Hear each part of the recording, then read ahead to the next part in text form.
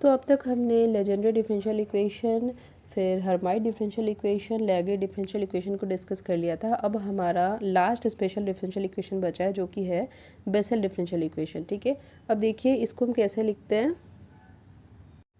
So Bessel differential equation is x square d square y upon dx square plus x into dy by dx plus x square minus n square into y is equal to 0, where n is equal to 0 1 2 3 जो भी हम लेना चाहते हैं वो यहाँ पे इसका वैल्यूज़ आ जाएगा। ठीक है, तो ये है हमारा बेसल डिफरेंशियल इक्वेशन। अब इसका सॉल्यूशन देखिए, हम बेसल पॉलिनोमियल से फाइंड कर सकते हैं जैसे कि हम पिछले 3 वीडियो में करते आ रहे हैं। ठीक है, रॉड्रिक्स फॉर्मूला का यूज़ करते हैं। तो यहाँ पे हमारा जो बेसल पॉलिनोमियल है तो ये है jnx is equal to summation of r is equal to 0 a naught minus 1 to the power r upon r factorial n plus r का फैक्टोरियल, ये ब्रैकेट में आ जाएगा x/2 to the power n plus 2r। ठीक है, सो ये है हमारा बेसल पॉलिनोमियल। ठीक है, यहाँ पे where a naught is equal to 1 upon two the power n into n factorial. ठीक है, अब देखिए जैसे कि हम n इज इक्वल टू 0 पे निकालना चाह रहे हैं तो यहाँ पे देखिए for n is equal to 0। ठीक है, n इज इक्वल टू 0 के लिए हम यहाँ पे फाइंड करेंगे तो ये क्या हो जाएगा, J not x is equal to, यहाँ पे n का वैल्यू जो हम है वो 0 पुट कर देंगे।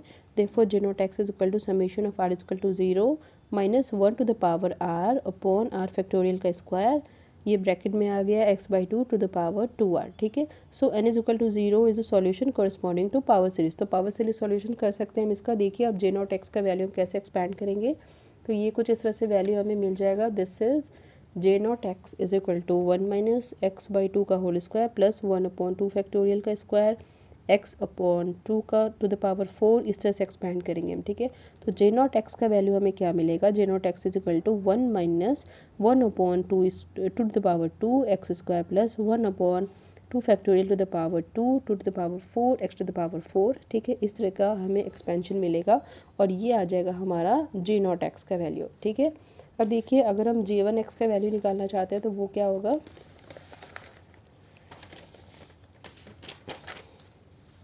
ये आ जाएगा हमारा where for n is equal to 1 के लिए। ठीक है, तो n इज इक्वल टू 1 के लिए हमें क्या वैल्यूज़ मिलेगा, जे1 x is equal to 1 upon 1 value put कर देंगे, n का वैल्यू जो है वो 1 पुट करेंगे तो हमें ये वैल्यू मिलेगा।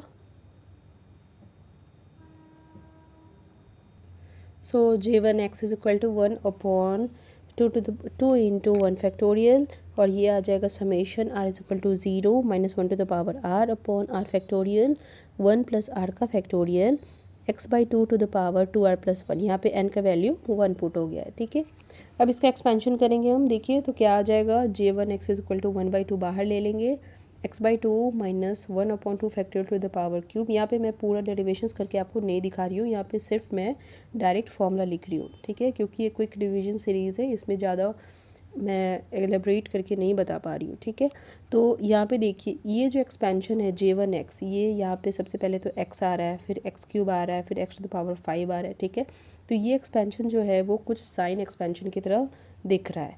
और यहाँ पे अगर आप जे नॉट का वैल्यू देखिएगा तो ये जे नॉट का वैल्यू जो है देखिए ये है x square x to the power 4 x to the power 6, तो ये जो है वो कॉस एक्सपेंशन लग रहा है यहाँ पे। ठीक है, तो हम यहाँ पे क्या कह सकते हैं कि जे नॉट एक्स जो है वो कॉस का फंक्शन है और जे1 एक्स जो है वो साइन का फंक्शन है, साइन का एक्सपेंशन है। ठीक है, तो यहाँ पे हम अगर प्लॉट करना चाह रहे हैं, देखिए बेसल फंक्शन को अगर हम प्लॉट करना चाह रहे हैं that is J not x और जे1 एक्स, तो हम कैसे करेंगे। देखिए तो जैसे कि हम जानते हैं कि साइन और कॉस का जो फंक्शन होता है, ठीक है, वो ऑसिलेटरी होता है। तो यहाँ पे हम कुछ इस तरह से इसको प्लॉट करेंगे, लेकिन यहाँ पे इसका जो टाइम पीरियड है और एम्पलीट्यूड है वो डिफरेंट होगा, क्योंकि यहाँ पे जो हमें कोफिशिएंट मिल रही है, ठीक है, कोफिशिएंट की वजह से इसका टाइम पीरियड और इसका जो एम्पलीट्यूड है वो डिफरेंट होगा। तो कुछ इस तरह से प्लॉट हो जाएगा। देखिए ये जे नॉट एक्स हो गया, ये जे नॉट एक्स ये कॉस का फंक्शन है और ये जे1 एक्स है वो साइन का फंक्शन है, तो कुछ इस तरह से प्लॉट हो जाएगा। ठीक है, इस दोनों का जो टाइम पीरियड होगा वो दोनों का सेम नहीं होगा। ठीक है,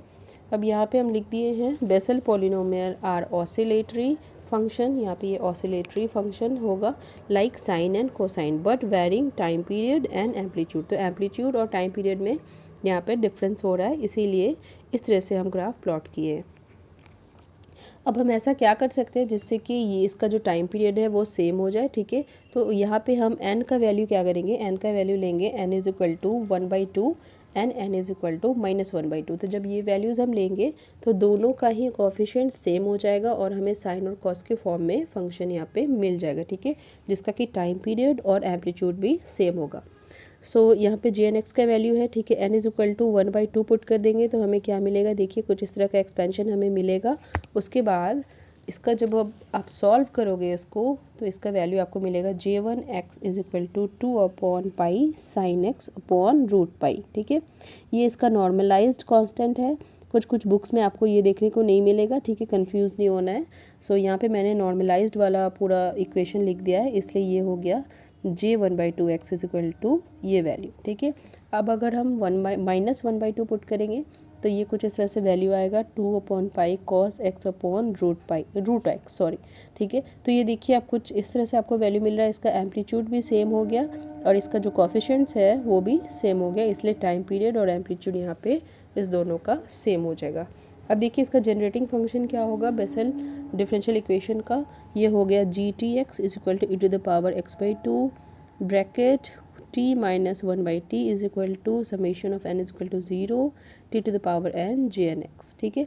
ये आ जाएगा इसका जनरेटिंग फंक्शन। अब इसका ऑर्थो नॉर्मल कंडीशन क्या होगा, this is also orthonormal condition, okay. So orthonormal condition यहाँ पे क्या होगा, integration of 0 to 1 x jn alpha x jn beta x dx is equal to 1/2, this is del alpha beta और ये है jn+1 alpha 2 का whole square, ठीक है। तो ये आ गया आपका ortho normal condition. So generally Legendre differential equation और हर्माइट डिफरेंशियल इक्वेशन का बहुत सारे क्वेश्चंस देखने को आपको मिल जाएंगे, बेसल के भी मिलते हैं, लेकिन लेगेट डिफरेंशियल इक्वेशन के बहुत ही कम क्वेश्चंस आपको देखने को मिलेंगे। इसलिए आपको वो दो जो डिफरेंशियल इक्वेशन है, फर्स्ट का जो दो डिफरेंशियल इक्वेशन है उसको आपको अच्छे से करनी है प्रैक्टिस, ओके। सो ये हो गया हमारा यहाँ पे स्पेशल डिफरेंशियल इक्वेशन कंप्लीट, ठीक है। नेक्स्ट वीडियो में हम लोग नया चैप्टर शुरू करेंगे जो कि है फोरियर सीरीज़। सो मिलते हैं नेक्स्ट वीडियो में, थैंक यू।